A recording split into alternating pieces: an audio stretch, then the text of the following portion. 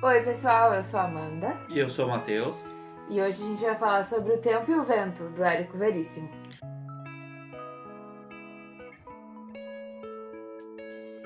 Tempo Vento é um livro, na verdade são 3 livros.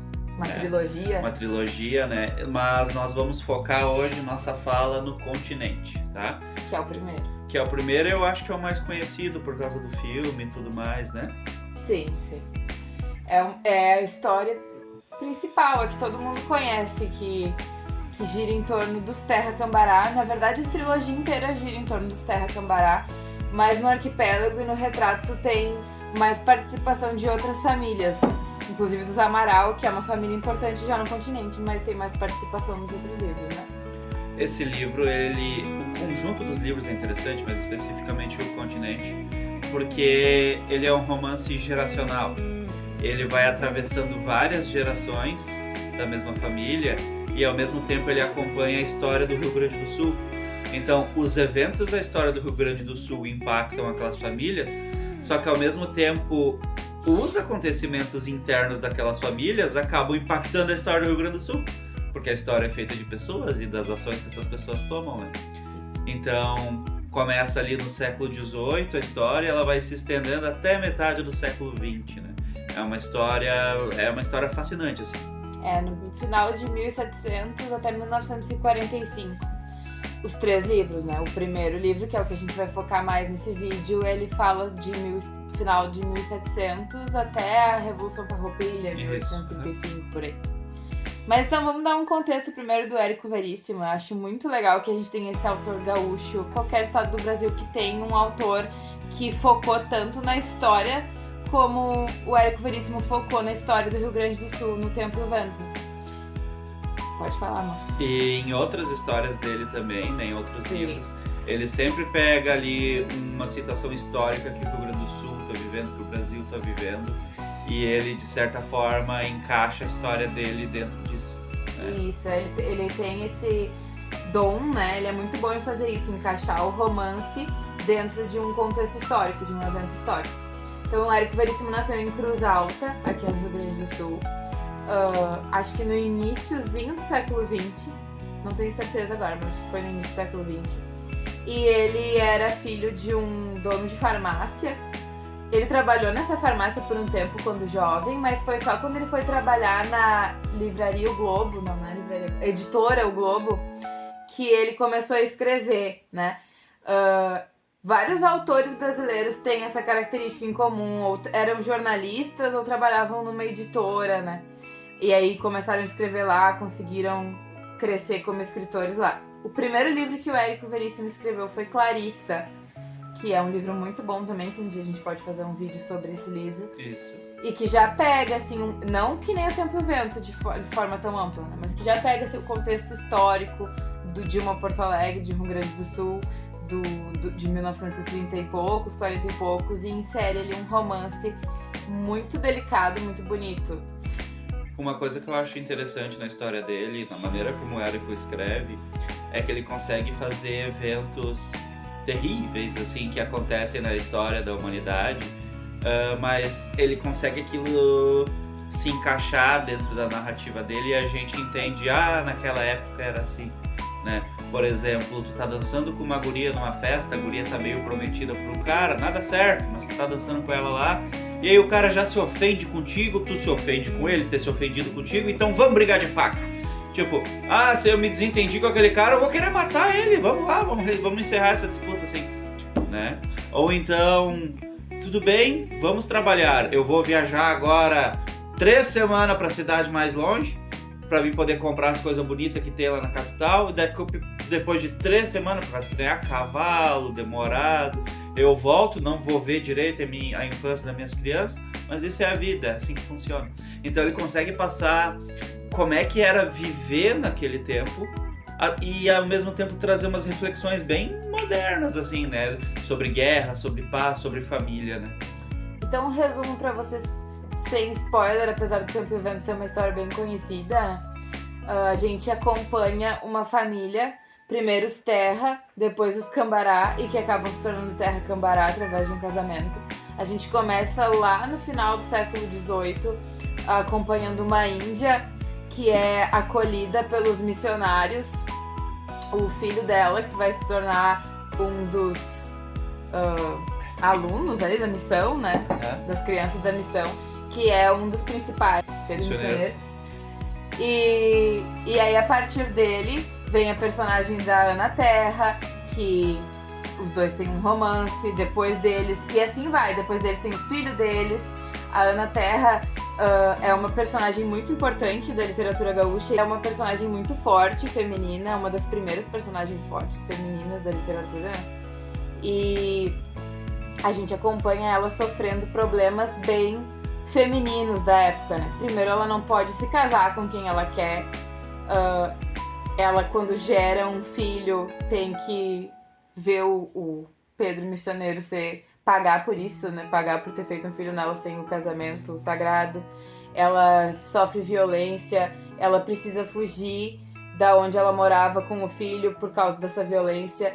Ela mostra pra nós os problemas da mulher na época. E ao mesmo tempo mostra como os homens nessa época, eles estavam com uma mentalidade tão presa assim na necessidade de estar brigando, na necessidade de estar guerreando, que eles achavam guerra uma coisa boa, que sentiam falta de uma guerrinha de vez em quando, né? Então é interessante assim ele mostrar o quanto a gente é diferente dependendo da época, né? E a história dele é legal porque, como é geracional, a gente acompanha aquela geração, a gente chega até o fim dela, e aí os filhos dessa geração a gente também acompanha dentro da história. E a gente vê as mudanças de pensamento também que estão tendo de uma geração para outra, e também as permanências. Tu vê o que muda, o que permanece de igual de uma era, porque é assim que a história vai se fazendo, assim como a nossa sociedade muda, né?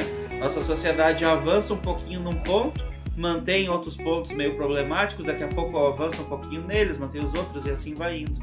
A gente acompanha a Ana e o Pedro até o final do século XVIII ali, os problemas deles, aí a gente acompanha o filho deles na fundação de uma das cidades do Érico Veríssimo, né, Santa Fé. A gente vê todo esse percurso, o que era viajar de uma cidade para outra, o que era a fundação de uma cidade, a importância dos sobrados, a importância das famílias nessa época, né? A família era praticamente dona de uma cidade. Daí a gente acompanha a neta da Ana Terra, depois a Bibiana, que é uma outra personagem muito importante. A gente tem eixos, né? Então a gente acompanha várias gerações, mas alguns personagens são mais importantes que outros. A Ana Terra é um eixo, a Bibiana é outro eixo, junto com o Rodrigo Cambará, que é o que traz o nome Cambará pra família. Rodrigo é o máximo. Isso, depois o filho deles, o Bolívar, o neto deles, e assim vai até 1945. A gente acompanha mais de 100 anos de história só dentro de uma família. Uma coisa que eu quero falar sobre o Rodrigo é que, assim, o Rodrigo é um personagem que é o máximo, assim, um cara divertido, é um cara audacioso, é um cara engraçado, e ao mesmo tempo é um cara cheio de defeitos. Ele é um homem da época dele, né? É interessante o quanto ele faz um personagem extremamente cativante, mas com defeitos graves de caráter. São defeitos graves, assim, só que são defeitos que um homem daquela época não teria como não ter, porque ele é fruto daquela época, entende? Então, ele não é um romancista no sentido de idealizar demais os personagens, né? Ele traz a realidade histórica dentro do personagem. Ele tem um personagem cativante, ele tem um personagem carismático, tu vai gostar do cara, e ao mesmo tempo tu vai ver um defeito trigrave e vai, pá, Rodrigo, como é que a gente se identifica, né? A gente não é perfeito, a gente se identifica, o personagem é cativante, o personagem tem um monte de defeitos. Ele ama a Bibiana do jeito todo torto, trai ela quando viaja, enfim. Como era nessa época, era muito comum, a gente não pode mentir que não era. Julgar os valores de uma outra época com base nos nossos é anacronismo, né? E eu acho muito legal como o Érico brinca com o anacronismo, assim, tipo, julga mesmo sabendo que é outra época, entende? A gente consegue entender que aqueles defeitos fazem parte da época, e na medida que as gerações vão mudando, a gente vê alguns desses defeitos que não eram, tipo, por exemplo, pegar o Rodrigo. Na época dele isso não era considerado um defeito. Depois isso começar a ser visto como um defeito em gerações futuras, entende? Essa mudança, essa evolução é bem interessante, né? assim, além disso, né, o Érico tem uma escrita muito bonita, muito diferenciada, assim. Ele poderia falar, se passaram 5 anos, mas aí ele fala sol de 5 verões e a geada de 5 invernos passaram pelo Pampa no dia em que Rodrigo Cambará pisou pela primeira vez em Santa Fé. Não é exatamente assim, mas ele traz a linguagem dele, traz ao mesmo tempo que traz o regionalismo do nosso estado para nossa língua, traz um calorzinho assim no coração. Poesia. É muito poético. Então é isso, pessoal. Leiam O Tempo e o Vento, tá? Vale muito a pena. É um calhamaço. Um calhamaço, né? É tudo isso aqui, se vocês lerem os 3 volumes. Mas é uma experiência de vida, assim, certo? É uma coisa que vale muito a pena. E é isso aí. Então tá, beijos. Até a próxima. Tchau, tchau.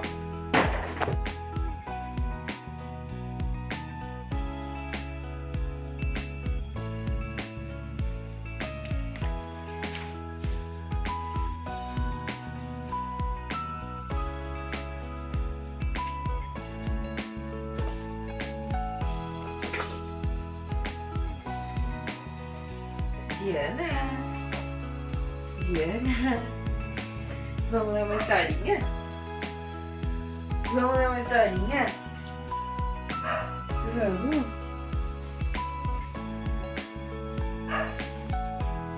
Olha essa historinha aqui.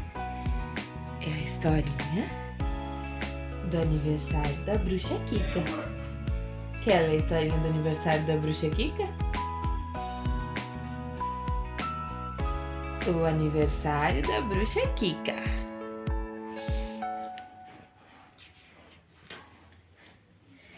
Essa é a Bruxa Kika, uma bruxinha diferente. Ela adora dançar rock and roll e comer cachorro quente.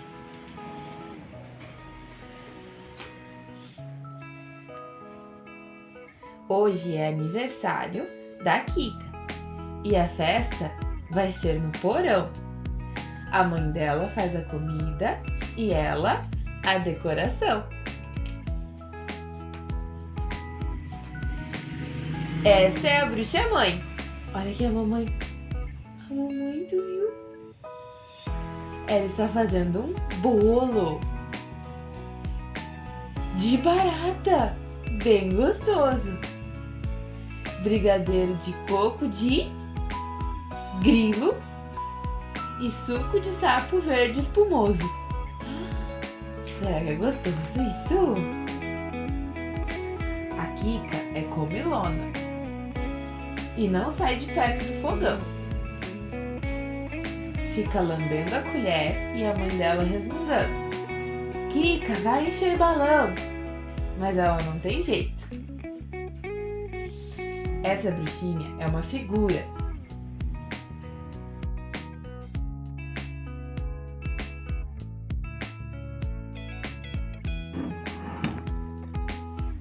Assim é melhor.